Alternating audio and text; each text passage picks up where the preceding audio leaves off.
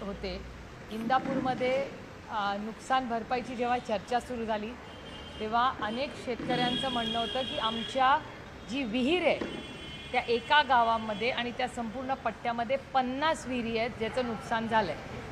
आम्ही जेव्हा माहिती घेतली तेव्हा तहसीलदारांनी आम्हाला असं सांगितलं की विहीर ह्याच्यात कव्हर्ड नाही आहे।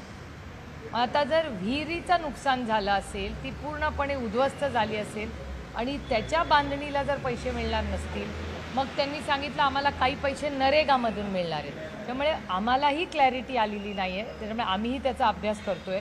त्यामुळे मला असं वाटतं उद्या परवामध्ये पूर्णपणे क्लॅरिटी येईल, कारण का प्रशासनातही आम्हाला संभ्रम दिसतोय की नक्की कसा निधी येणार आहे। काल माननीय मुख्यमंत्र्यांच्या प्रेसमध्ये त्यांनी DBTनी पैसे मिळणार, मग हे डायरेक्ट जे काय 47-48 हजार त्यांनी गेलेत ते डायरेक्ट प्रत्येक अकाउंटला जाणार, मग विहिरींचं काय होणार, या सगळ्याच्या ज्या गोष्टी आहेत याची माहिती आम्ही आता त्या प्रक्रियेमध्ये आहोत। शेतकऱ्यांकडून ऊसासाठी पैसे घेतले जात आहेत, सॉरी शेतकऱ्यांकडून मदत म्हणून 1000 रुपये खर्च केले जाणार आहेत, मात्र प्रत्येक शेतकऱ्यांना FRPच्या माध्यमातून शेतकऱ्यांकडून 15,000 रुपये आकारले जाणार आहेत। याच्यामुळं शेतकऱ्यांचा जो ऊस आहे त्याला फटका बसला आहे। सरकार म्हणते की याआधी ज्यावेळेस महाविकास आघाडीचं सरकार होतं आणि पूर्वी काँग्रेसचं सरकार होतं तेव्हाही अशा प्रकारची शेतकऱ्यांसाठी मदतीसाठी FRPच्या माध्यमातून आम्ही रक्कम घेतली होती का नाही हा विषय नाही आहे। आत्ता शेतकरी अडचणीत आहे, त्याला तातडीने मदतीची गरज आहे, परंतु हे सगळं किंतु परंतु कशासाठी? जर सरसकट कर्जमाफी करतोय आपण असं सरकार म्हणतंय तर किंतु परंतुचा विषयच येत नाही ना, हा प्रश्नच आला नाही पाहिजे। सरसकट 7/12 कोरे करून टाका, DBTच्या माध्यमातून पैसे देऊन टाका अकाउंटला। प्रॉब्लेम काय आहे? तुम्हाला आठवत असेल की विधानसभा व्हायच्या आधी लाडक्या बहिणीच्या योजनेला ह्यांनी पैसे दिले होते ना, मग तेवढीच उदारता दाखवावी, उदारपणा सरकारने दाखवावा। आणि इलेक्शनच्या आधी जसं लाडक्या बहिणींना तुम्ही DBTच्या माध्यमातून जसे पटकन पैसे ट्रान्सफर केले, तीच यंत्रणा आमच्या शेतकरी बंधूंसाठी लावा। पटकन पैसे 1 मिनिटाचं एक बटन दाबलं की निधी पोचेल सगळीकडे। काय प्रॉब्लेम काय? माढा तालुक्यात ऊसाचं नुकसान खूप आहे, मात्र ऊसाला मदत मिळणार नाही अशा पद्धतीची माहिती स्थानिक आमदार पाटलांनी दिली आहे। सरकार त्या संदर्भात निर्णय घेतला नाही, हेच तर आम्हाला समजत नाही की नक्की पैसे निधी कुणाला। आता तुम्ही इथे म्हणता ऊसाला पैसे मिळणार नाही, मग काल इंदापूरमध्ये कळलं की विहिरीला पैसे मिळणार नाहीत। मग अशा जर रोज किंतु परंतु येत राहिल्या तर नक्की आमच्या शेतकरी भावांना, जो तुमचा आणि माझा अन्नदाता आहे, तो काळ्या मातीशी इमान राखतो, तुमच्या आणि माझ्या आपल्या अन्नाचा प्रश्न सोडवतो कष्टाने, त्याच्यासाठी एवढे किंतु परंतु निर्णय कशासाठी? एवढा डिले का होतो? पटकन DBT डायरेक्ट बेनिफिट ट्रान्सफर का होत नाही आहे? सरकार असं म्हणतंय की शेतकऱ्यांना कुठल्याही प्रकारे नोटिसा पाठवणार नाही, मात्र दुसरीकडे छत्रपती संभाजीनगर जिल्ह्यातलं एक गाव आहे सिल्लोड तालुक्यातलं मुंडण गाव, त्या शेतकऱ्यांना मात्र आता नोटिसा यायला सुरुवात झाली। एकीकडे सरकार म्हणते, मी रोज हे बोलते की आवरा या सगळ्यांना, कारण नोटीस पाठवणार नाही असं माननीय मुख्यमंत्री रोज म्हणत आहेत। मग या गावामध्ये कोण नोटीस पाठवत आहे? त्यांच्यावर खटले करा। जर माननीय मुख्यमंत्री म्हणतायत तरी कोणीतरी नोटीस पाठवत असेल तर त्यांच्यावर केस केली जाते, कोर्टात खेचतात अशा लोकांना जे माननीय मुख्यमंत्र्यांचं ऐकत नाही आहेत ह्याच राज्यात। आरक्षणाच्या अनुषंगाने मागच्या काही ज्या काही आत्महत्या झाल्या त्यातील काही आत्महत्यांच्या बाबतीमध्ये आता पोलिसांना गुन्हा दाखल केलेला आहे, कारण तिथं आत्महत्या झाल्यानंतर आरक्षणाशी संबंधित जी आत्महत्या आहे असं दाखवण्याचा प्रयत्न झाला होता, त्या चिठ्ठ्या प्लॅन करण्यात आल्या होत्या, त्यामुळे आता पोलिसांनी 3 गुन्हे दाखल केल्याची बाब सुरू आहे। मला असं वाटायचं इतर राज्याचे गृहमंत्री देऊ शकतील, कारण का त्यांच्याकडे ती केस असेल। त्याच्यामुळे माननीय मुख्यमंत्र्यांनी ह्याच्यावर स्पष्टीकरण, कारण का ते गृहमंत्रीही आहेत, त्यांनी त्याचं स्पष्टीकरण दिलं पाहिजे की नक्की काय, आम्हाला कसं माहिती असेल की खरं काय आणि काय झालं नाही। नरेंद्र मोदी मुंबई दौऱ्यावर आहेत, मुंबईच्या मात्र युवा पाटलांचं नाव द्यावं या मागणीसाठी काही ग्रामस्थ आंदोलन करतात, आता काही नाव दिलं नाही, नाराज नागरिकांच्या। मला असं वाटतं आपल्याला आठवत असेल माननीय उद्धवजींचं सरकार होतं, महाविकास आघाडीचं सरकार असतानाच हा प्रस्ताव पास केलेला आणि बाळ्या मामा माझे संसदेतले सहकारी जे खासदारी आहेत भिवंडीचे, बाळ्या मामांनी तर सगळ्यात मोठी आंदोलनं या संदर्भात आणि मागणी केलेली आहे। ही स्थानिक लोकांची भावना आहे, त्याच्यामुळे आमची अपेक्षा आहे की हे नामकरण लवकरात लवकर व्हावं, कारण काही स्थानिक लोकांच्या आस्थेचा विषय आहे.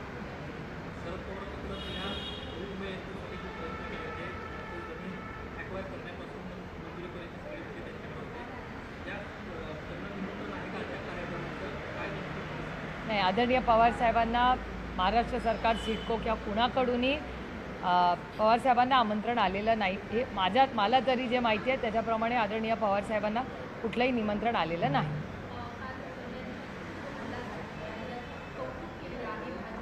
कुणावर असं कौतुक केलंय कोणी?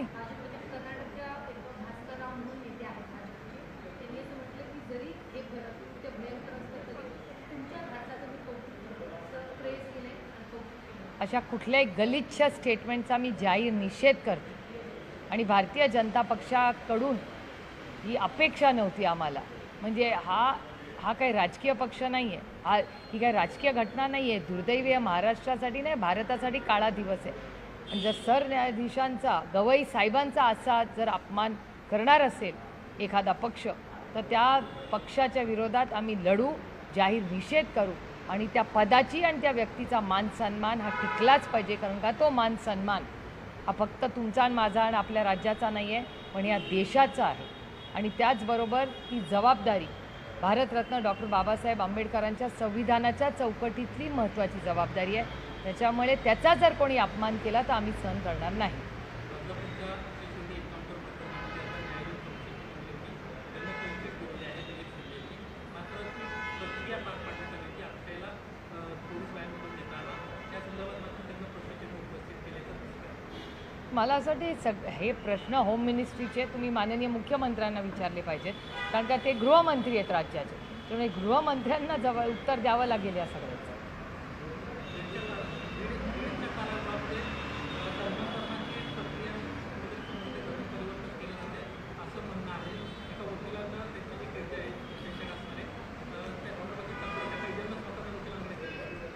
सातत्याने बीडचा कारागृह, तिथे होणाऱ्या हत्या, तिथे होणारे अन्याय हे आपण सगळेच गेले अनेक महिने बघतोय. म्हणजे मला आश्चर्य वाटतंय, बीडसारख्या सुसंस्कृत जिल्ह्यामध्ये ज्या पद्धतीने पोलीस किंवा यंत्रणेच्या मागे ही जी अदृश्य शक्ती आहे, जी वारंवार संविधानाच्या विरोधात, सरकारचा कुठला धाकही नाही, त्याला ना वर्दीचा धाक आहे, हे खूप दुर्दैवी आहे. आणि बीडमध्ये आणि पुणे जिल्ह्यामध्ये जो क्राईम वाढलेला आहे, हा माझा डेटा नाही आहे, हा महाराष्ट्र सरकारचा डेटा आणि भारत सरकारचा डेटा आहे.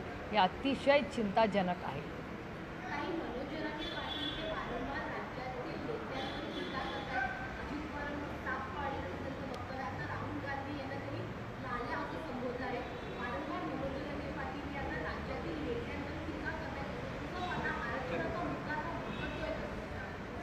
मी तुम्हाला सांगू, ही लोकशाही आहे, प्रत्येकाला बोलायचा अधिकार.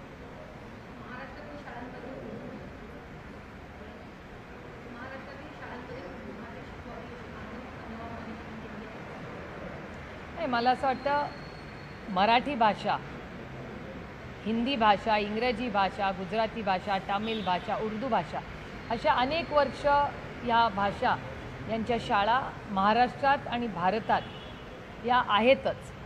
त्याच्यामुळे संस्कृत असेल किंवा अनेक वेळा मला आठवतं आम्ही शाळेत असताना आम्हाला ऑप्शनल तिसरी भाषा असायची. मग कोणी संस्कृत घ्यायचं, कोणी फ्रेंच घ्यायचं, कोणी आणि कुठली भाषा घ्यायचं. त्याच्यामुळे उर्दू भाषा आणि मराठी भाषा, तामिळ भाषा या सगळ्या ज्या भारतीय भाषा आहेत आणि संस्कृतसाठी नवीन शिक्षक, चांगले शिक्षक हे आम्ही सगळ्यांनीच अनेक वर्ष पाहिलेलं आहे. मग संस्कृत असू दे, उर्दू असू दे, मराठी असू दे, तामिळ असू दे, या सगळ्या भाषा अनेक वर्ष अनेक शाळांनी शिकवलेल्याच आहेत. त्यामुळे नवीन काय त्याच्यात मागणी आहे मला समजत नाही. मुंबई म्युन्सिपल कॉर्पोरेशनमध्ये उर्दू शाळा आधीपासून आहे. माझ्या शाळेत संस्कृत हे आधीपासून शिकवायचे, सेंट कोलंबा हायस्कूल आजही शिकवतात. त्यामुळे अनेक वेगवेगळ्या शाळांमध्ये वेगवेगळ्या भाषा हे अनेक वर्ष शिकवत आले. अजित पवार यांच्या माझा एवढाच आग्रह आहे की तुम्ही दुसरी तिसरी भाषा कुठलीही शिका, पण मातृभाषा ही आलीच पाहिजे. तुमची जी काय मातृभाषा असेल, मग तुम्ही महाराष्ट्रात राहत असाल तर मराठी, तामिळमध्ये तामिळनाडूत राहत असाल तमिळ, बेंगॉलमध्ये राहत असाल तर बेंगॉली. आपली मातृभाषा ही प्रत्येकाला त्याचा अभिमान असलाच पाहिजे आणि ती आलीच पाहिजे. अजित पवार यांनी